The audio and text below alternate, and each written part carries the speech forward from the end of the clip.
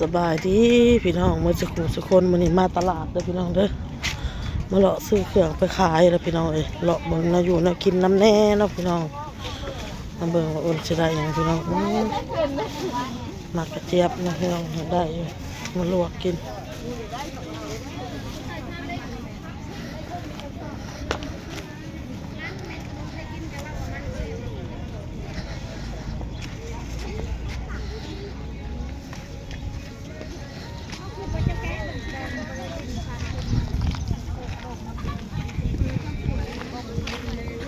ทาง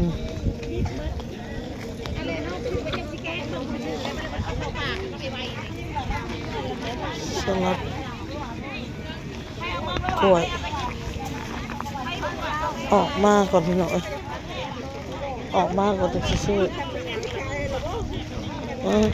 ม่วงของขายร้ายพี่น้องบักถั่วงานออกงานนาง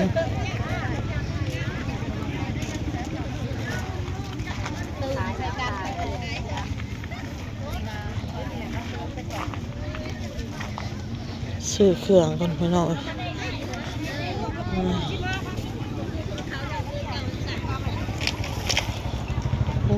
เป็ดออกมาเลยโอ้โหก็สง่างามนี่ก็งามโอ้ตัว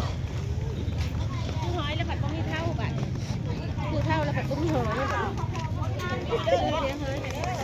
ไอ้ตัวนี้มันตัวนึงขายมันถั่วครับ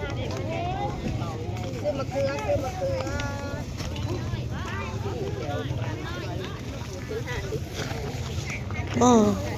เอาฮะฮะ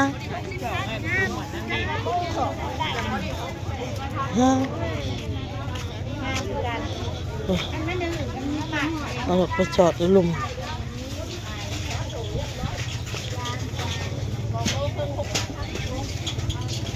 ซื้อเครื่องขายอย่างมาก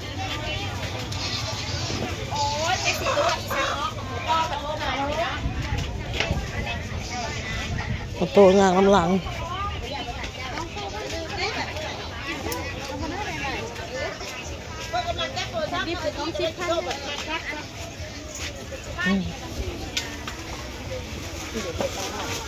แค่ที่แม่อันนี้ก็ตื่นมันหนักตื่น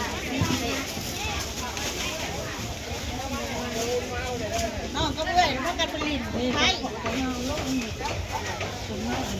สมปลากับบได้ลงมาเมื่อน้องพี่น้องอาหารเราบ่ได้เปิดก็เลยบ่ย่างไปเราบ่ได้ขายเราบ่ลงมาซ้ำลงบ่ลงมาขายเลาะไปซื้อนะครับโอ้ยออโต้สิเห็นรถเลยครับพี่น้อง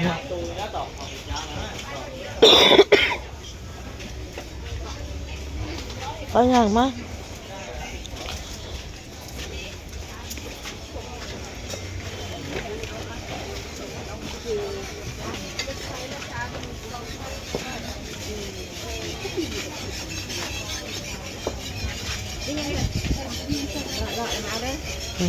หนังอ้น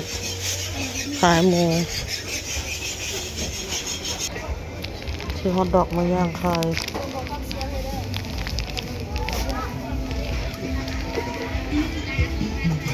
กับหัวใจ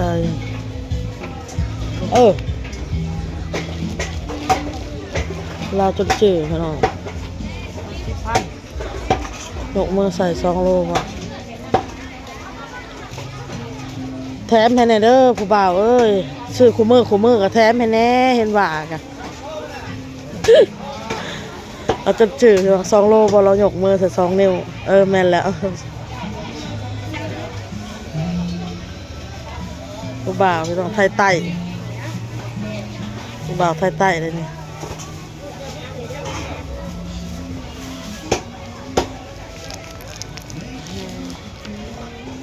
เต้นมาว่าเท่าไรฮะเอามาไปมันย่างเมื่อมันย่างเมื่อลูกย่าง ย่างลูกบ่แนมเด้อย่างเก่งอะลินเก่งอะลินบ่อยากได้ได้นี่ฮะไปย่าง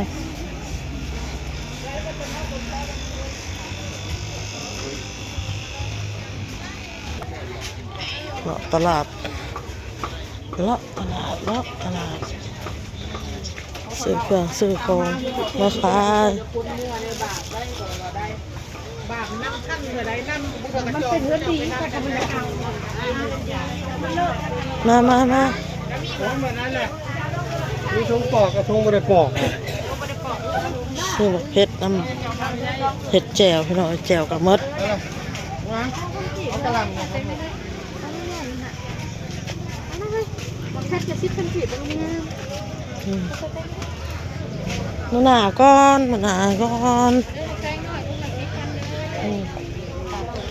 แตงอดซื้อแล้วเมื่อวานนี้มาแตง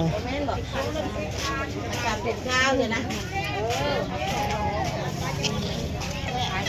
มัดโทรสลัดนี่3 มัด 10บ่เอาให้หน่อย3 มัดเอาผักเสริมน้ำ5,000เอาหัวแล้ว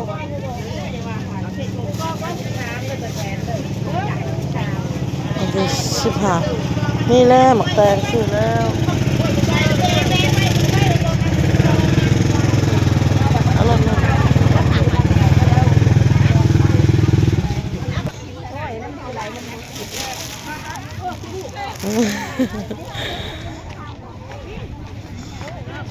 เอาไปแล่นย่างบ่แล่นลูกเด้อแตง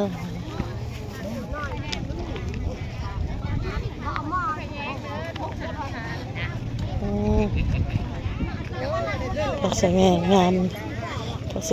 เลยเสื้อเพชรกันชื่อบักเพชรนะเพชรแดง20,000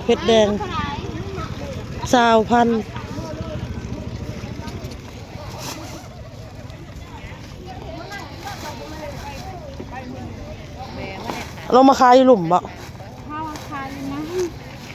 บ่โอ้20,000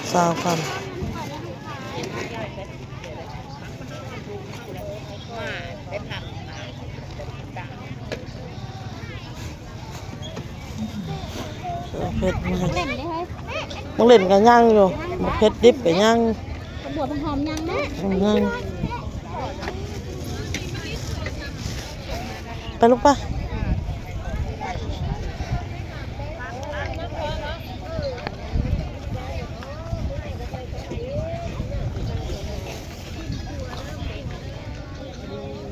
นั่งไหม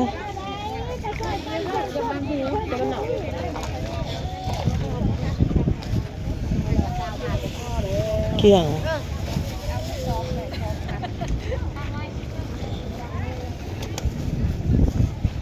ซื้อให้เด็กน้อยมาเกี่ยงเนาะพี่น้อย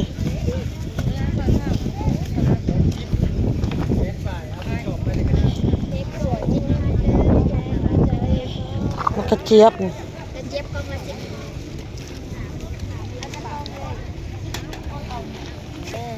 ซื้อกระเจี๊ยบมักแตงซื้อแล้วเมื่อวานนี่ซื้อกระเจี๊ยบมาไว้ลวกกินเอาให้ในหมัด1ถั่วหมัด5,000เอารถหมัดได้กระจับเอารถก็เลือกหรอก ใหม่ๆแล้ว มันคือ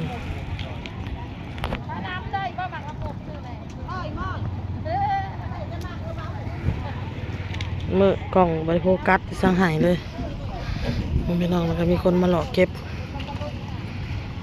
ขายคนค้ายอยู่นอกยายกันพ่อแล้วพี่น้องอ้นกับสิเมื่อนี้ก็ถือว่าโอเคเนาะน้องออโต้เราก็ บ่หายบ่สอพี่น้องถือว่าเราก็ย่างแต่เล่านะย่างก้นแม่ไปซื้อแล้วพี่น้องแนมหันแนมนี่เบิ่งบ่สนใจนำไผบ่แอบบ่สอเห็นรถก็บ่หายพี่น้องก็มือหู้อีกตามหั่นแหละเนาะพี่น้องมือหู้ มานำพี่น้องเอ้ยเพราะว่าแม่จีดแล้วก็เห็ดกินอยู่เฮือนแล้วเห็ดละปิ้งอันเอ็นนั่นแหละน้องพี่น้องนอนแล้วก็ออกโชคแน่เท่าโชคแน่ได้บุญแน่ก็เลย มาส่งน้องบอลมาโรงเรียนโอนก็เลยมาตลาดเลยพี่น้องเอ้ยมาหอดรถหอดรางเบิ่งเครื่องของเฮาได้พักได้มักทั่วพี่น้องฮอตดอกหัวใจยังลูกสิ้นอีกได้นี่น่ะลูกสิ้นต้องไปซื้ออีกบ่อนหนึ่งสมป้ากับบ่ได้ซ้ำเนาะพี่น้องเพิ่นบ่ได้ลงมาตลาดก็เลยบ่ได้พี่น้องเอ้ยเอ้าคลิปนี้ก็ลาเด้อพี่น้องเอ้ยลาไปในภาพบรรยากาศแบบว่าคึกคืนก็คือบ่คึกคืนเนาะพี่น้องเนาะเพิ่นอยู่ทางในก็อ้นก็ถ่ายมาให้เบิ่งนะผมไปละเอา